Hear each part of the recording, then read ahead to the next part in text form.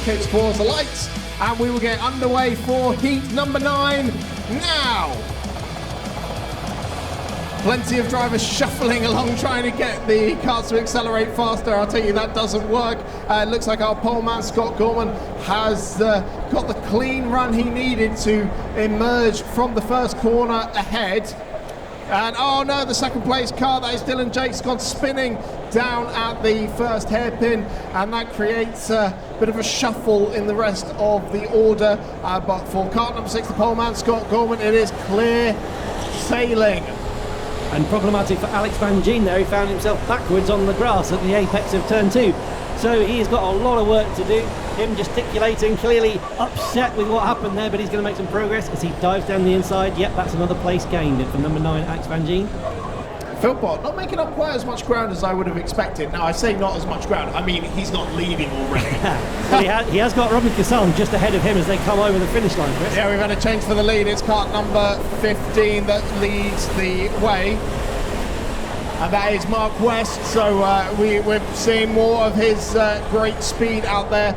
A lot of shuffling going on for second place. That's Ryan Sedgwick in the all black, who is making his way through there. And another change of position, this time for third place. I think that's Robin Kassam, yep, with the white helmet, trying to go through, trying to make up for the disappointment of earlier. Philpott following him through. So it is West, Sedgwick, Kassam and Philpott, your top 4. Kazan can't lose any time behind them here, and he actually makes a lunge for second place into the bottom hill, and that has given Bradley Philpott a run into the final corner, and Philpott on the inside surely is going to make that one stick. So I was just about to say that Kassam needed to make some ground to allow Philpott. Oh, and here comes the Philpott gesticulation saying, stay back, let's work together, see if we can get Mark West. They've got a bit of a gap though, Chris.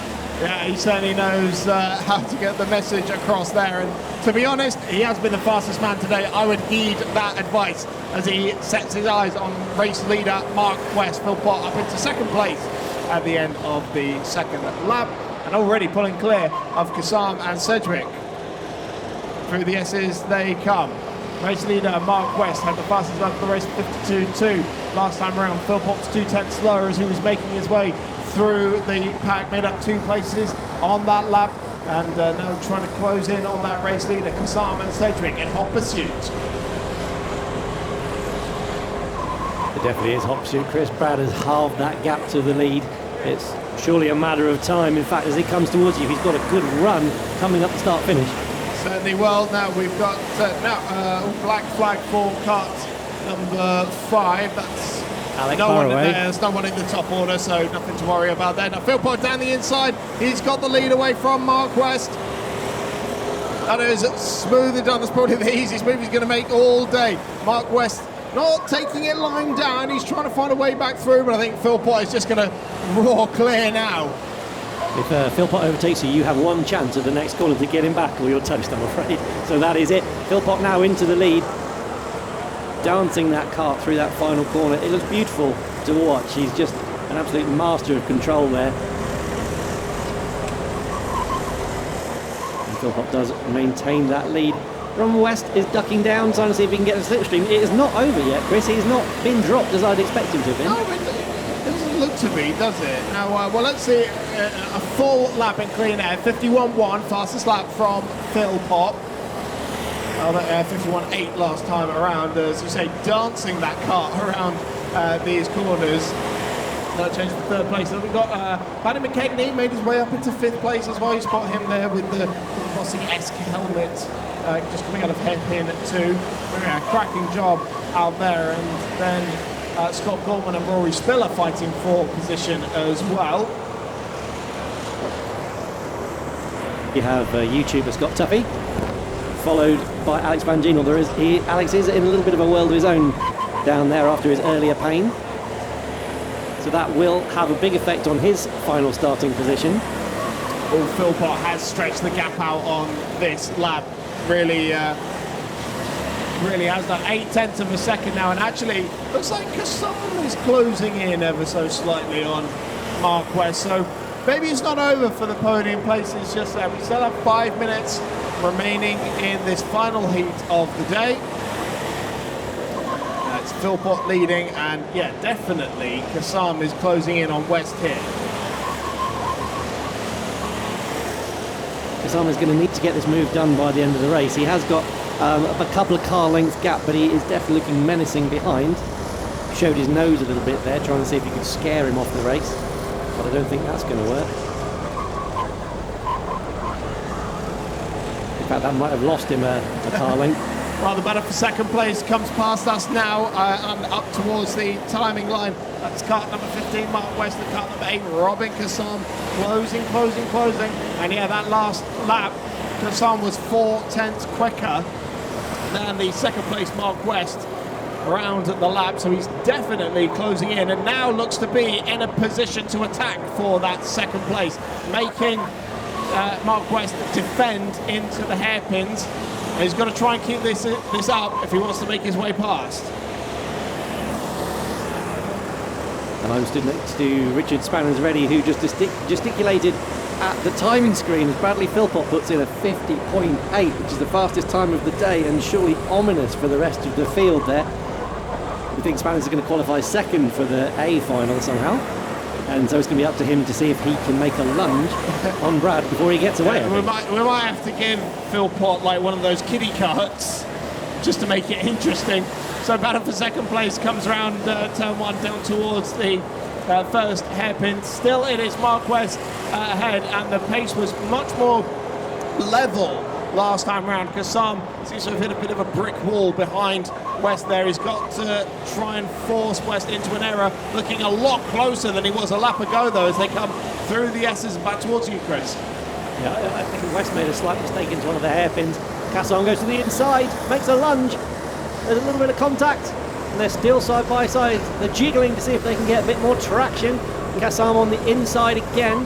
That's the beauty of the bit down the hill. So Kasam now takes that second place as they come up the hill, but I do not think that West is going to take this line down, right tucked up underneath him. He certainly is, so back towards turn 1 they go, and Kasam really feeling the need to go defensive. That could give West the opportunity to do the old up and under and get the line. No, Kasam sees it coming, covers the line into the first hairpin, runs a little bit wide though, drifting the car through the first hairpin, and they are rubbing bumpers as they come through these two hairpins. This is music to the ears of Ryan Sedgwick, who is arriving on the scene as well. Pretty soon we're going to have 3 cars battling for second place.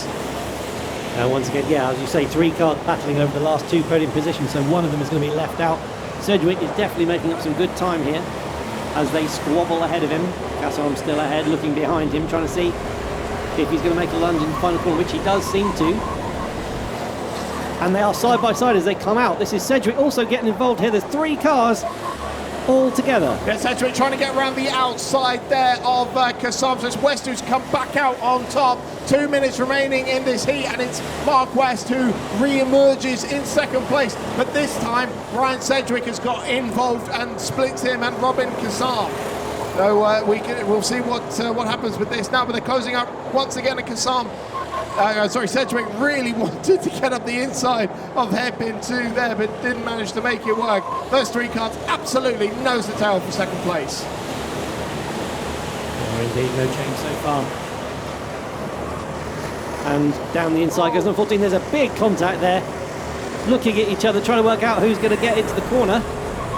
All the while, looks like Sedgwick, I think, has made it ahead. Yes, he has, and Kasam shuffled right to the back of that pack there as they come up behind the back marker as well. Well, yeah, so about to lap the number 16 card, so it is now Sedgwick who finds himself in second place. Got to deal with the traffic as well through the first corner, side by side for third place. It seems to be now as Kasam tries to fend off West. West gets the run, he's looking to dummy and trying to get up the inside, no way through. There is there, oh, he has managed to draw an overlap. He'll have the line into the S's, and Mark West takes third place, gives his own little gesture there to say, let's go after Ryan Sedgwick, because he's getting away. Isn't there very much not much time left, so I think those 2 have got enough of a gap behind to not trouble him, so they have to just fight amongst themselves as Brad Philpott comes across the line. That is an absolute acre of space that he has to beat to. Last lap board goes out to Brad Philpott. Last lap of the heats has started. Sedgwick looking fairly secure there in third place, and Mark West may well get his wish, because I don't think Kasam's got an answer for him, although he has a very good run through the first corner. It's not over yet for the podium placing. Sedgwick looking secure in second place, but Mark West going to try and hold on to this third place spot. But he himself, I don't think he's given up on second place either, because he got a great run through a couple of corners there. It's going to come right down to the wire. It will, and there's a crash at the final corner, so there's a yellow flag, so that might put pay to any lunges that they're going to make. Yes, here they come, but there's a yellow flag, so they're going to have to just slow down that tiny bit. Well, Philpott about to come across the line to make it 3 wins from 3. There he goes across the line. Checkered flag is out for Brad Philpott, who's going to emerge in second place. A lot of drifting going on there, but it is Sedgwick. Sedgwick, who hangs on to second place, and Mark West clings on to the podium place as well. Robin Kassam in fourth place and Paddy McKegney in fifth. And the yellow lights emerge to close the field down. A bit of fist bumping going on there, shaking of hands to celebrate that battle, and rightly so. It was a cracking one.